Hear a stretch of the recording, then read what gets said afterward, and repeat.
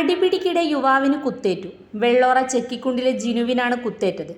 നെഞ്ചിന് കുത്തേറ്റ ഇയാളെ പരിയാരത്തെ Kannur government medical കോളേജിൽ പ്രവേശിപ്പിച്ചുവെങ്കിലും പ്രാഥമിക ചികിത്സയ്ക്ക് ശേഷം മംഗളൂരുവിലെ ആശുപത്രിയിലെ തീവ്രപരിചരണ വിഭാഗത്തിൽ പ്രവേശിപ്പിച്ചു.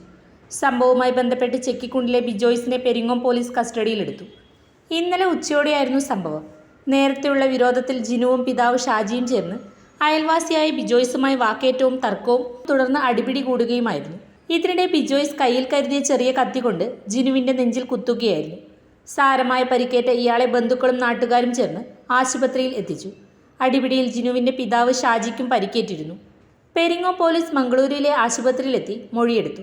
കസ്റ്റഡിയിലുള്ള പ്രതിയെ വധശ്രമ കേസിൽ പോലീസ് വൈകുന്നേരത്തോടെ അറസ്റ്റ് രേഖപ്പെടുത്തും.